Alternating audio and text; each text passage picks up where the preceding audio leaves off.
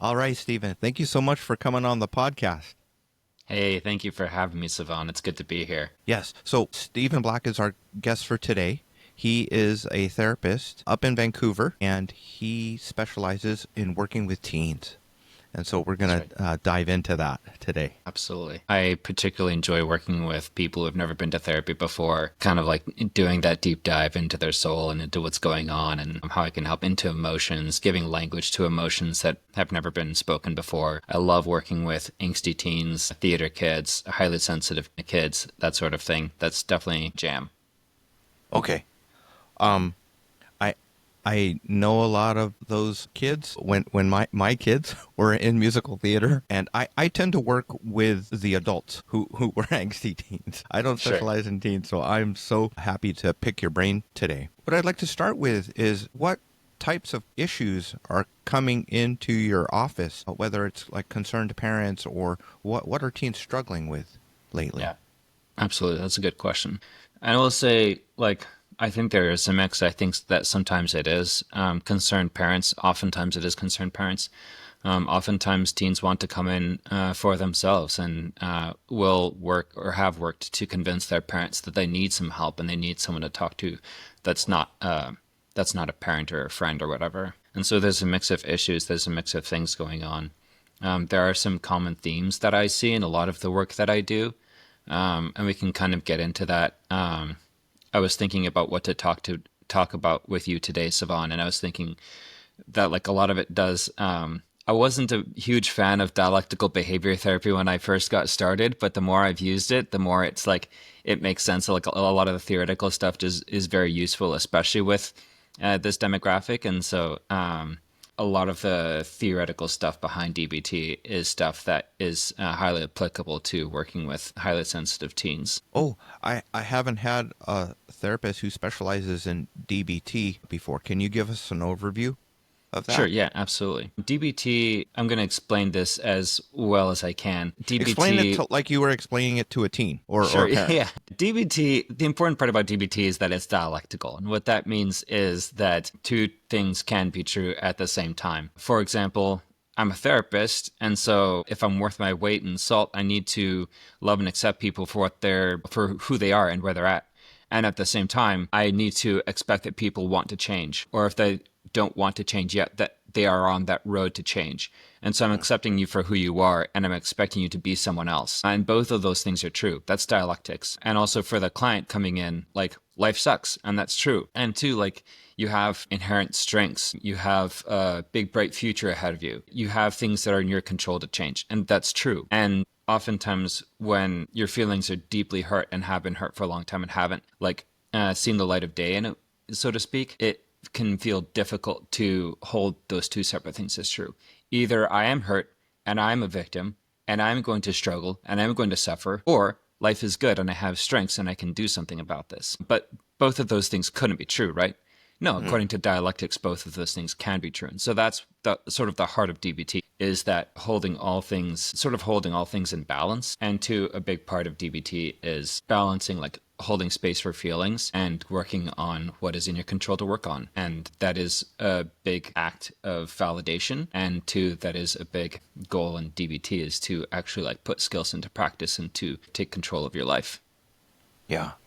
I see how helpful that can be for folks that, especially that struggle with anxiety and depression. They struggle with the black and white thinking, all or nothing, and they can really get stuck in the hurts and in the struggles and the negative things that they're focusing on. Absolutely. I work with quite a bit of high masking autism as well. And the same thing there, getting stuck in the black and white thinking. People have a hard time communicating with me, so they don't like me. Well, no, people can have a hard time communicating with you and still enjoy you. You can hurt people's feelings and they can still love you. Those things can exist dialectically, but you need to step aside from this like black and white either or type thinking, which Can you is talking about thinking, and there's this whole other side to it, which is feelings, and we can get into that and the similarities and differences. But yeah, explain high masking? yeah. So autism exists on a spectrum. They call it like being on the spectrum, right? And so high masking autism, and again, I'm getting into things that I'm going to do my best to explain well. High masking autism is just like you are autistic and you're darn good at pretending not to be. And probably it takes a lot of bandwidth to do that, but you can get away as like maybe people wouldn't actually know that you're autistic unless they are a therapist and they kind of like can pick that out or whatever. But like the way that relationships work for you, the way that communication works for you, the way that you see the world and interact with the world, you're definitely autistic. You're definitely on the spectrum. It's just that you put a lot of energy and thought and practice into making yourself appear quote unquote normal. Yeah. As I learn more about neurodiversity, ADHD, and how it impacts relationships and autism spectrum, there's such a, like, the Venn diagram of anxiety and ADHD and autism and just navigating the world with those challenges. And it's just it's great that there's more and more awareness. It's like you were describing a teen who advocated for themselves to do therapy. It really seems like the stigma for therapy is going down with teens and young adults lately. Yeah, absolutely. So for example, someone who might be struggling with relationships or school and maybe coping with screen time or social media. Can you speak to that a little bit, Stephen? Just to kind of reiterate the question, you're asking if I can speak to people who struggle with anxiety and are spending a lot of screen time, that sort of thing. Is that correct? Yeah, yeah. Sure. Yeah. As with it, I really like the motto, all things in moderation. And I think that like that applies to screens as well. I think that there are a lot of benefits to technology. There's some incredible advances in technology. I mean, like you and I doing this podcast and disseminating this information is like one of those gifts. And two, there's a cost to be paid for technology, always. In the words of Rumpelstiltskin from the show Once Upon a Time, magic always comes with a price, dearie. And so I think that there's a cost to technology, definitely. And I think one of those costs is that like technology and screens are sort of designed to entrance you, to captivate you, and to take you out of your own situation and into something else, another world. And that can be a beautiful thing. Maybe that's a world in which like you find connection with people that you would never have met otherwise. Maybe it's a world that is highly entertaining and educational. But at the end of the day, anxiety is at its heart sort of a disconnection from your own world and your own life. And so the act of engaging in another world sort of contributes, it feeds fuel to the fire of anxiety. And the way to sort of like work against anxiety is to ground yourself, to be as present in your own body and in your own life as possible. Anxiety, some have said that, looks to the future and will keep you looking to the future.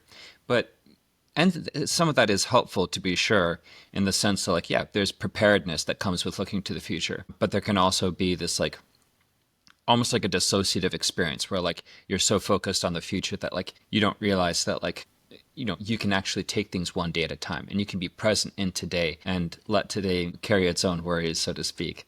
And so I think that like when I see people spending a lot of time on screens, I always get curious about why. Are they in pursuit of something? Are they in pursuit of education or entertainment? Are they running away from something? And if so, what are you running away from? And why? Why do you have to be running away from that? And is there something else that you could do besides running away from your problems, so to speak? And I know that's a very simplistic way to ask that question, but it's the question that is sort of at the heart of like me wanting to help people who are maybe stuck in cycles of looking for something else in a way that's not productive. Yeah, yeah. That's a great question to explore, kind of the why behind the behavior, what's going on. To shift gears a little bit, we didn't start with this, but you mentioned wanting to help people. How did you get into studying counseling and become a therapist? And how did you decide to work with teens versus the other demographics? Those are really good questions, and I'm glad you asked that. To start off with, like I had my own mental health challenges as a child and teen.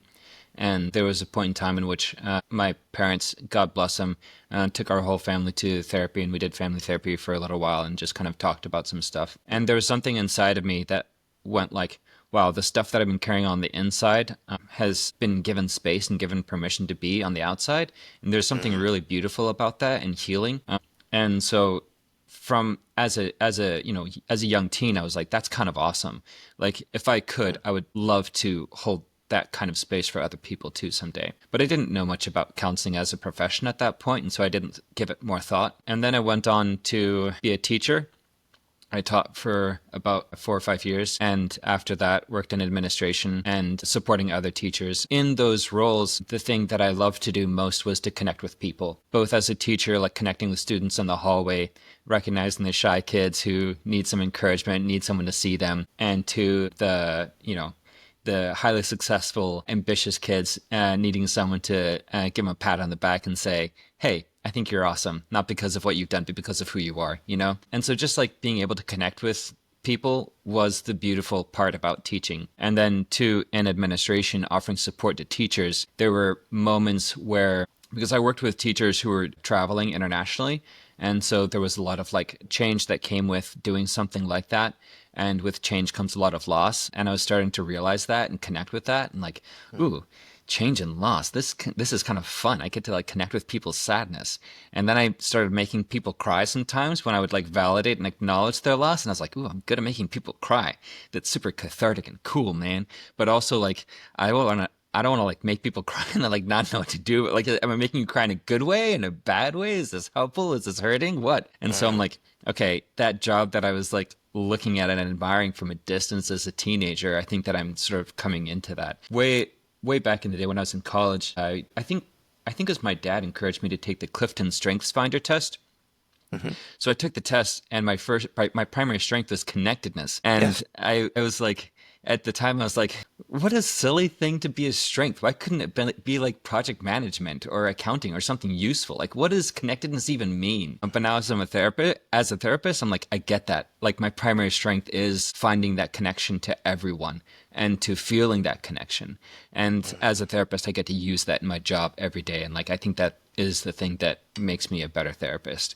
And so I just realizing that that was my strength and that was what I was doing. That was what I wanted, to have the background of like benefiting from therapy myself and realizing what a gift it was and what a beautiful sacred space that could be. When the time came in life for me to leave the education world altogether, I didn't have to give a second thought to what I wanted to do. It was the thing that I wanted to do and I had wanted to do for a while. And so I got into counseling school at Western Seminary, as you know, and then it's just gotten better and better ever since. Now here I am working as a fully licensed therapist in Vancouver, absolutely loving my job and loving the people I work with. Mm-hmm. That's wonderful. It's neat to hear your background. You didn't go straight to it, but even from an early age, that seed was planted. Yeah, definitely. Going through family therapy for sure. Yeah. So you've talked a little bit about anxiety. And sometimes like the effects of screen time, if there's a lot. What are you hearing from parents? On Facebook, I'm part of the Parenting in a Tech World group. Folks share kind of what their families are going through, and it's pretty intense. Yeah, definitely. And parents can be kind of overwhelmed and with what their kids are going through. I think a lot of what I'm hearing from parents is simply that my child is struggling, and I can see that they're struggling. They've been struggling for a while now, and I've been trying to help, and just nothing seems to work. Nothing seems to help, and I don't know how to connect with them, and I don't know how to pull them out of this funk that they're in. Yeah. You mentioned the angsty teens, and you experienced the benefit of being able to say out loud like what was going on inside, like naming the feelings. It seems really difficult when a teen shuts down in the home and they're not responding, they're not willing to be drawn out in conversation or literally drawn out into the rest of the home. They're holding up in their rooms. And what do you say to parents who are experiencing that? I think one of the most important messages to parents in that situation that I can think of is that like, you are doing enough. I think that parents can be hard on themselves, and there's a sense in which like, yeah, of course we're hard on ourselves. Like these children are our responsibility. But at the same time, like just because just because my child is struggling doesn't mean that I'm a bad parent. In fact, like, I recognized that my child was struggling. And I recognized my own like inexperience with this particular issue. And then I sought help. That right there, anybody who walks through my door, I would say, like, you're doing enough. You don't need to shame yourself. You don't need to be hard on yourself for having a child that's struggling. Children struggle. That's a beautiful thing. It gives us resilience. It makes us stronger. We need to struggle. We need to rise above our struggles. And two, like, we don't need to do it alone. The child doesn't need to do it alone. I'm here to help. Like, a lot of people are trained to work with children. And two, parents don't need to do it alone. What is that old African proverb? It takes a village to raise a child. And so, like, of course they're coming to get help when they're in a place where they're unfamiliar with the landscape and they don't know what to do about this, and they don't know how to help their child in that moment. They have helped their child by seeking professional help. And so I think the first thing that I want to tell parents is, like, it's just that I want to see and acknowledge that, like, you care deeply about your child to bring them into therapy, and two, that, like, even before doing therapy, you were doing enough because you were trying to figure things out. And that's all that we can ever do, is try to do the best that we can with what we have. You might have limited knowledge or limited experience, but even with that, like, you've used your knowledge and your experience that you have to try to figure things out. And when that wasn't enough, you've tried to learn and adapt and do what you can to rise to the occasion. And that too was enough. And now you're at a point of seeking professional help. And again, that's enough. Like, good job. Good job being a good parent and caring about your child and trying to take care of their needs in whatever way possible. So I think there's that. And two, I think that, like, for both for teens and for parents, I like to tell them that, like, this is going to be an experiment. Everybody's different and everybody's problems are different. Everybody's background is different.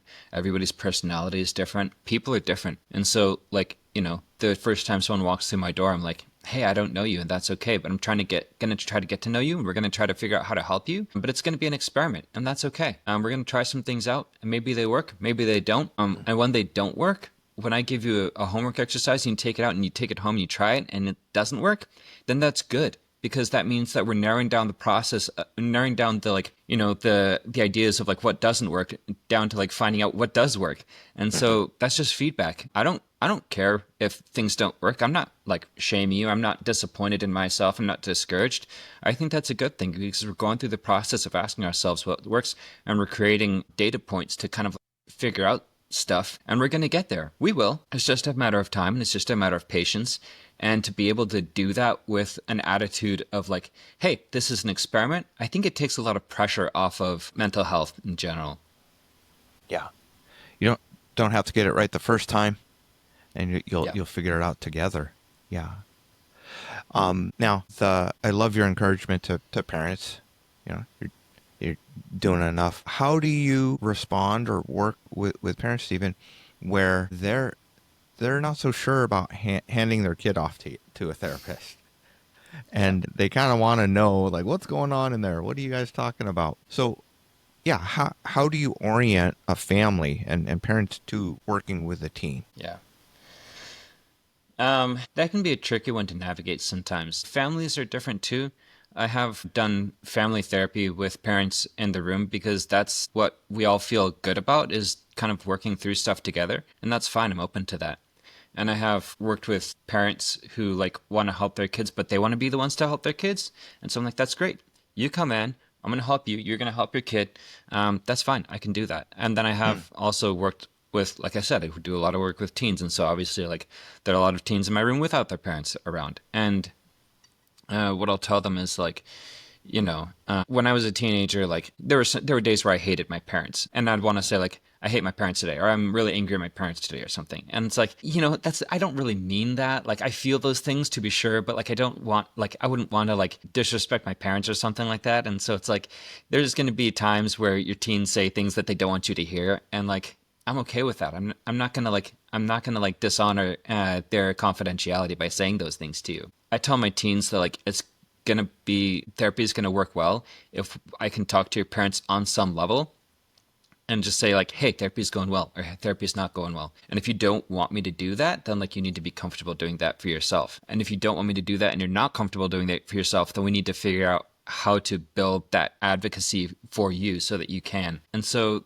there are a lot of different answers to that question, Sivan. But I think, again, kind of going back to like, this is an experiment. Everybody's different. Every family's different. And so we're going to kind of figure out how to work together in a way that feels best for the family unit, both the teen and the parent. Yeah, that's what Yeah. comes to mind anyways. Yeah, yeah. Well, like I'm sure it can be tricky. Like with young teens, maybe like 13, 14-year-olds that might be hiding things from their parents or doing stuff that is not okay with the family rules. And that's one thing, but you also include 17, 18-year-olds. So I'm sure that like that dynamic can be tricky. Yeah, definitely. And Yeah. that's true. Sometimes there are teens who will like, please don't tell my parents that I'm doing this or whatever. And it's like, okay, well, I do want to honor confidentiality. And of course, I'm going to like respect that. It feels awkward on one level to be like, man, I don't know. Like, is that morally right that you're doing this or whatever? But like, that's not my job to put that on my client. And so navigating those things can be challenging sometimes, but is also beautiful, and it's part of the struggle. And I can reflect too on like, oh wow, you're doing this thing that you don't want your parents to know about. Like that sounds really tough. And like, oh man, what would it be like to talk to your parents about that or whatever? And so like there are definitely ways in which like I can focus on the relationship itself between the teen and the client, and or sorry, the my client and their parents. And so that too is kind of a beautiful thing. And I'm only able to do that by holding this space confidential. Teens would never tell me those things of like, this is what I'm doing and I hope my parents never know about it, unless they knew that their parents aren't going to know about it. And it's only in opening up to me that we can actually address those things and address the relationship and get to a point where teens feel comfortable talking to their parents about these things that previously they wouldn't have. And two, the reality is that they might not come to that point of being willing or able to talk to their parents, but they're giving me the best shot at supporting them and figuring those things out because it's a confidential space. Yeah.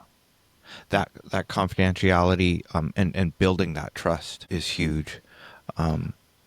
So it's from the parent side. It's not unlike marriage counseling where I work with couples, and the one who's maybe feeling the most motivated to change and the pain of what's going on in the relationship, they're wanting to bring their partner in, and by going to counseling, I'm going to fix them. Right. And I can just imagine like some parents are bringing their child to you, and you're going to be the one to tell them what to do and straighten them out and get them to absolutely. stop the things. My teen is depressed. Can you fix that, please? Yes. Yeah. Can we shift a little bit to talk a little bit about depression in teens? Sure. And maybe like self-harm or suicidal ideation. Yeah. Washington, Oregon, we're down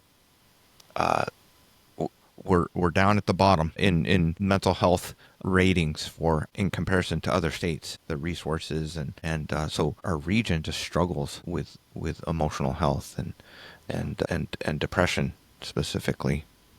Yeah, absolutely. And I think like there again, there's this really beautiful and interesting dialectical reality in which like some of depression is definitely an internal experience. And two, there's also some like external scaffolding, as I'm sure you're familiar with, the like, man, are you getting sunshine though? Like, are you able to kind of like just get out and move around sometimes? Like, are you able to eat well? That like those things don't necessarily quote unquote cure depression, but like, gosh darn it, they help with those feelings, man. And they help with your mental, like if you're not sleeping well, I mean, like that alone is a game changer.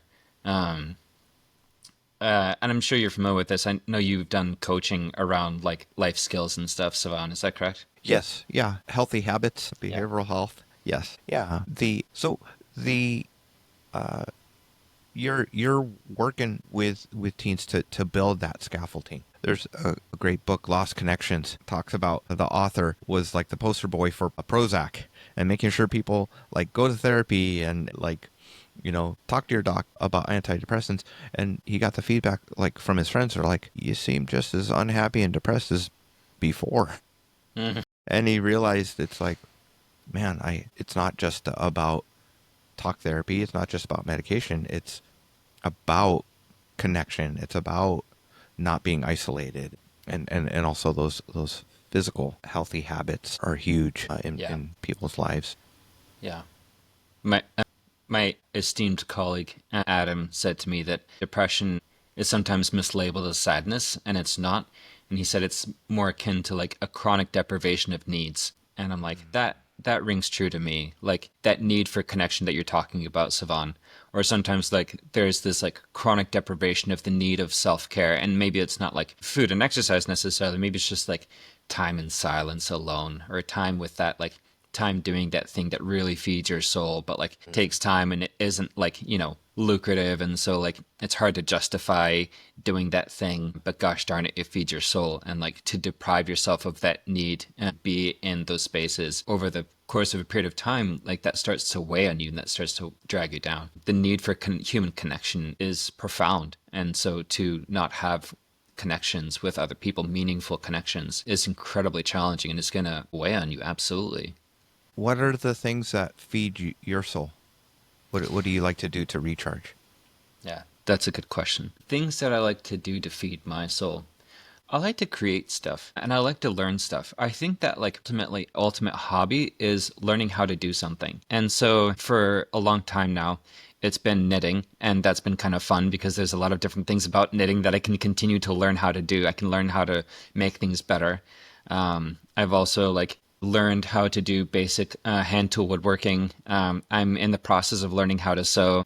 Hmm. I have also started learning how to do pottery. And so I'm in the process of learning lots of different things. And even though, like, I only go to pottery every once in a blue moon, like just the fact that it's out there and that it's accessible to me and that it's something that I can look forward to is enough to feed that like craving in my soul to be curious and to explore my curiosity and to unleash it on something and to be truly terrible at something, but knowing that like this is messy and this is fun and this is interesting and I'm going to have a good story at the end of the day. I love getting to create stuff. Yeah, you're gonna have a story at the end of the day. I love that. As like even if it's messy, like Yeah. it's like it lines up with just the experimentation, and the curiosity and learning. It as therapists, we might have the pressure, whether it's from ourselves or from others, to like be like the expert and have the answers and know what to do. And so it is, I find it helpful to be in spaces where like I'm a beginner. I don't know, because it's fun. Yeah. It's fun to Yeah. learn new stuff, right? Yeah. To discover and Absolutely. explore. Yeah. Absolutely. Yeah. We got to start to wind things down for today, but what are some of the things that are inspiring you in therapy and working with your people? That's a really good question, Savan. Some of the things that are inspiring to me, I think the thing that inspires me the most is ultimately my clients. And I've been on the other side of the room before. I've been a client. Like I go to therapy myself currently and have for years now and probably will always. But like to be the therapist in a room where someone has just like the great humility to walk into my room and say, listen, I need help. And there are some things that are incredibly painful and embarrassing for me to say. And so I'd just like to say them if that's okay. That is just the most beautiful thing in the world. I read an article a long time ago, one that my professor at Western gave to me, and it was about vicarious resilience. And the author of the article said, like, yeah, trauma is a thing, definitely, but so is vicarious resilience. And when you're in this space where people are actively working on themselves and actively in the process of healing, that rubs off on you. Like you can't not be affected by that. And I think that that's true for me. That like as a therapist in specific, the humility and the tenacity and the courage and the vulnerability, dear Lord, the vulnerability of my clients to engage in therapy is truly inspiring. And then I think too, there are things that inspire me in other ways, like just conversations like this and conversations that I have with my peers and my colleagues inspire me. I don't claim to be an incredibly brilliant mind, and so I hang out with people who read a lot more than I do, and I appreciate like gleaning the wisdom that they have to share from the things that they're currently reading and stuff like that. And so there are different things that inspire me in different ways. I'm curious, what are some of the things that inspire you, Savan? Absolutely. Clients, as you were describing that, it reminded me of the Brene Brown quote, paraphrase, that like for us, vulnerability feels like weakness, but for people observing vulnerability, it looks like courage and strength. And it is Absolutely. very inspiring. It's just amazing to see our clients overcome stuff, the limitations that they put on themselves, or even the the limitations or the challenges in their lives in their family of origin, right? Mm. And that's such a tricky thing. It's so neat that you're helping. I've worked with families, I've worked with teens, and it was like the rule out thing, the experiment. It's like, yeah, that's not my thing. That's not my strength. So I'm glad I have you to refer to families to. What's inspiring me is just learning more about attachment lately, Mm. and ADHD couples, and it's such a huge thing Mm. for I would say for couples like under 35, under 40, because of how not it's not the one thing, but it's a very significant thing of like growing up with a screen, and how it affects our brains and how it affects how we are present with each other or not present with Mm. each other. That's inspiring me to encourage healthy connection and healthy limits. Yeah. Yeah. And then the other Interesting. thing, The effects of screens on attachment styles. That would be so interesting. is trying to stay hopeful and human in the age of the coming AI revolution and the robots coming for our jobs. That's inspiring me to learn and navigate not just therapy, but like how do we do that in church community, and how is all this going to affect following Christ, our faith, and how we live that out. We're in for a wild ride, and I mean it already is. Yeah. Yeah. So thank you, Stephen, for your time today. So how do people connect with you? How do people learn more about you? Well, if you're in Vancouver looking for a therapist that loves working with highly sensitive people, definitely look me up. You can find me on at Fir Crest Behavioral Health, which is where I work, where I practice in-person therapy. I think it's like fircrestbh as in behavioralhealth.com/Stephen-Black is the website where you can find my therapeutic information. I'm not really on the socials currently per se. And so that's where you can find me. Definitely reach out to Fir Crest, whether that's coming in for yourself or getting a referral to see somebody who's a good fit for you. My team is there, and we love helping the community. And so definitely, and two, like maybe you don't know whether or not you need therapy, or whether or not you're not sure whether or not therapy is going to be the right fit for you. Definitely reach out. We'll have that conversation. I'm not here to like force anybody or to con anybody into therapy. I only want to work with people who it's going to be a good fit for. And so, definitely reach out and have that conversation with us. And I'd love to help in whatever way I can. And what types of insurance does you accept? Yeah, that's a good question. I'm in process of getting paneled with Kaiser and Pacific Source, which are the insurance companies that our office works with currently. There are a couple clinicians who work with a couple different things, but those are the two that we're working with currently. Great. All right. Thank you. Thank you, Stephen. Thank you, Savan.